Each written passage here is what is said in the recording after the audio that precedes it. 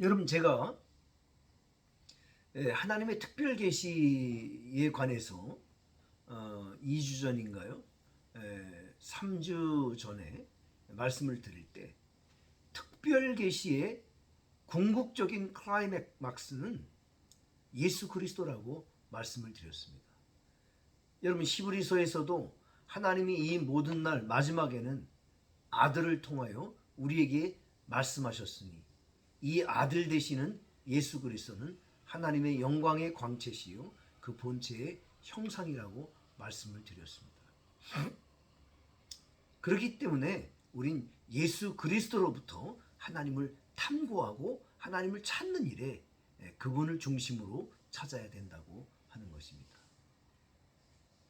자, 두 번째로 예수 그리스도의 인격에 관하여 그분이 신성도 가지고 있고 인성도 가지고 있다라고 하는 이 문제부터 시작이 되어야 된다고 하는 것입니다. 예수 그리스도의 인격에 관한 문제이죠. 여러분, 인격, personality라고 하는 것은 한 사람이 가지고 있는 성격, 성품을 말하는 것입니다. 인격은 구별되는 한 개인의 정체성이라고 말을 합니다. 내가 가지고 있는 성품이나 인격이나 여러분이 가지고 있는 개인적인 성품이나 인격은 서로 다를 수가 있습니다. 그래서 나와 당신의 인격은 개별적이고 또 구별적이죠. 자, 이런 관점에서 예수님의 인격 안에는 두 가지 본성이 포함되어 있다고 하는 것입니다. 인간의 본성과 하나님의 본성입니다. 여러분, 공간복음을 보면 예수님께서 100% 우리와 같은 인간이라고 하는 인간의 본성을 가지고 있다라고 하는 것을 그는 아파하셨고 또 피곤함을 느끼셨고 또 굶주림을 느끼는 이런 차원들을 공간복음에서 많이 보여주고 있지 않습니까? 자, 이런 것이 인간의 본성을 가지고 이 땅에 태어나셨다고 하는 것입니다. 그러나 반대로 그분 안에는 신성도 포함되어 있다라고 하는 것입니다. 모든 것을 아셨다라든지 전능하셨다든지 초월적인 존재이다.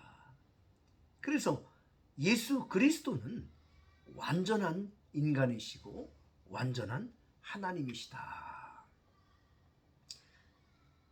여러분, 그 종교회의 역사적 기독교 안에는 이런 예수 그리스도의 인성과 본성에 관계된 문제를 가지고 끊임없이 투쟁하고 이런 문제 때문에 사람도 죽고 했단 말이죠.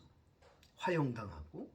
자, 그래서 적어도 우리는 개혁주의 신학 입장에서 두 가지 종류의 종교회의 정도는 그래도 좀 귀로 듣고 암기하고 그리고 정리할 수 있어야 되리라고 생각이 됩니다. 그 가운데 하나가 니케아 종교회의, 하나는 니케아 종교회의, 또 하나는 칼케톤 종교회의, 공의회, 니케아, 칼케톤.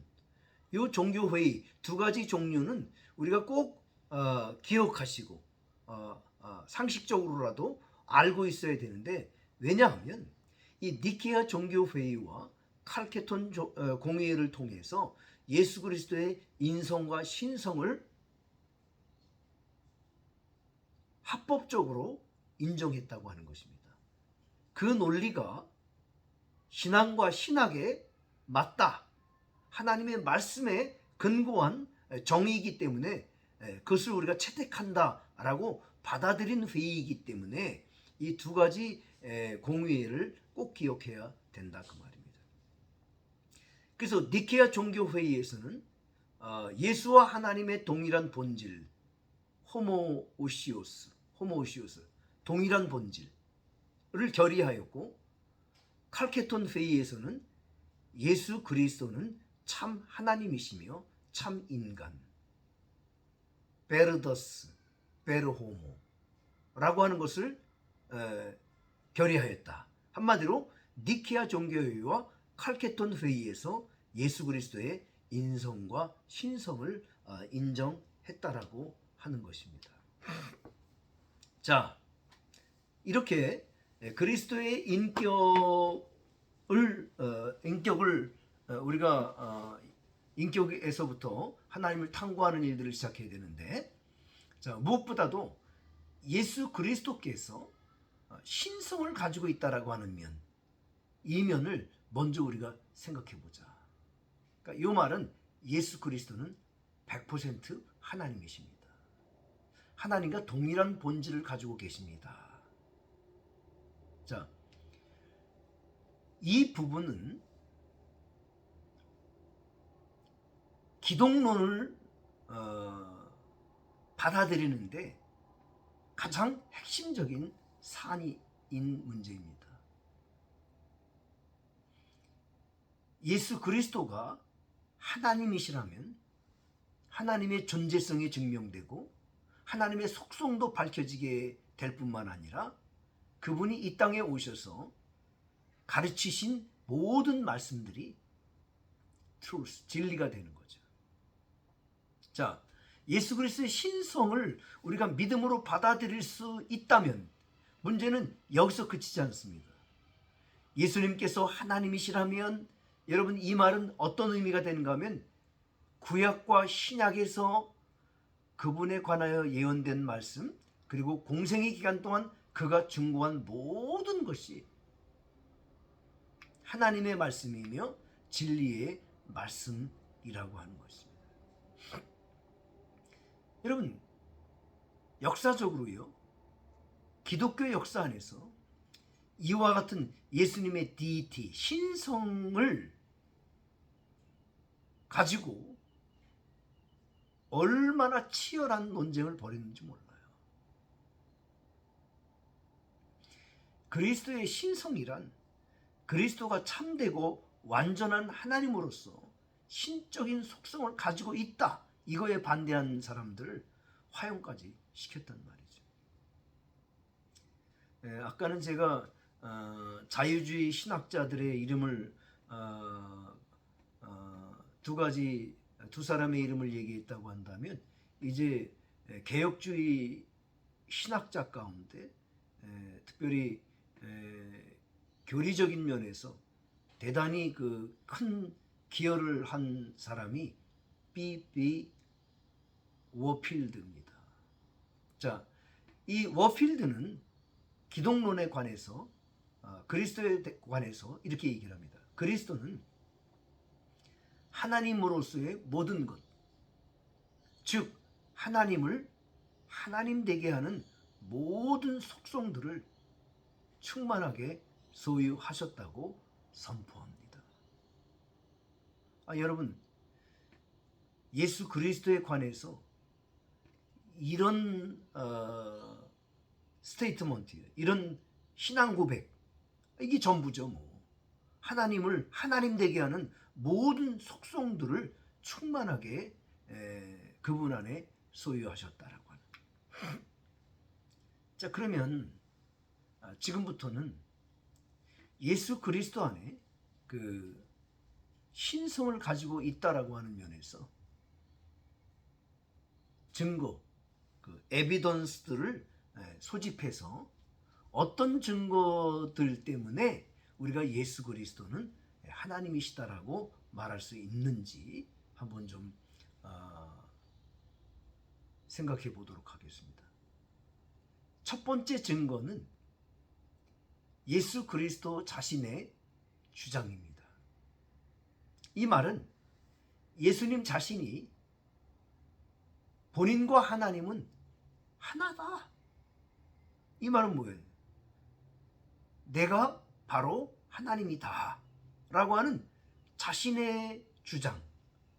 자, 예수 그리스도는 자신을 어떻게 인식하고 있느냐, 이 부분을 저와 여러분들이 한번 생각해 보자 그 말입니다. 자, 윌리엄 템플 대주교는 이렇게 말합니다. 그리스도의 존재에 대해서는 확실한 증거가 있다. 예수 그리스도가 하나님이 된다라고 하는 말에는 확실한 증거가 있다. 그리스도가 이제 엄청난 주장한 인물로 인정되고 있는데, 물론 주장이라고 다 증거가 있는 것은 아니죠. 하지만 예수님의 주장은 대단히 중요하기 때문에 설명이 필요한데, 여기에는 적어도 4가지 종류의 주장이 있다고 하는 것입니다. 자, 첫째, 사복음서를 보면요, 사복음서가 공통적으로, 사복음서 그러면 마태, 마가, 누가, 요한이잖아요. 마태, 마가, 누가, 요한. 이 사복음서가 공통적으로 진술하고 있는 내용이 2가지가 있는데, 첫째는 예수님에게는 분명하고도 완전한 속성 2가지가 있다는 거예요. 첫째는 그분은 하나님이시고 그분은 우리와 똑같은 인간이셨다. 그분은 역사상의 인물이며 이 점에서 절대적으로 그리고 영원히 유일하신 분이시다 라고 하는 사실을 사복음서가 인정하고 있다는 거예요. 공통적으로. 2번째는 예수 그리스도는 존경의 대상일 뿐만 아니라 경배의 대상이기도 하다. 자, 이와 같은 그 2가지 그 공통적인 진술에 대한 증거는 최소한 3가지가 있다. 예수 그리스도 자신의 주장, 그리고 그분이 나타낸 특성, 그 다음에 죽음에서 사망 권세를 이기시고 부활하신 것, 바로 그것이 예수 그리스도의 신성과 인성을 증거해주고 있다고 하는 것입니다. 자, 예수님은요, 공생의 기간 동안에 무엇인가를 선포하시고 가르치셨잖아요. 그런데 공생의 기간 동안에 예수님께서 가르치신 것은 항상 자기 중심적 가르침이었다고 하는 것입니다. 그러니까 예수님의 가르침의 가장 뚜렷한 특징은 끊임없이 자신에 대해서 말씀하셨다고 하는 것입니다. 하나님께서 아버지 되심, 자신의 아버지 되신다고 하는 것과 하나님 나라에 대해서 많이 언급한 사실도 사실이지만, 그는 자신이 하나님의 아들이며 천국을 우리에게 허락해 주기 위해서 이 땅에 왔다라고 하는 것을 말씀합니다. 천국에 들어가기 위해서 예수 그리스도를 믿고 예수 그리스도의 말씀에 반응하는 것에 달렸다고 말씀하셨고, 심지어는 하나님의 나라를 그의 나라라고까지 부르셨다고 하는 것입니다. 예수님의 자기중심적 가르침은 세상에 어떠한 위대한 종교 지도자들이 가르친 것과 분명하게 구별된다고 하는 것입니다. 그들 자신들은 감추고 있지만 예수 그리스도는 자신을 내세우고 있다고 하는 것입니다.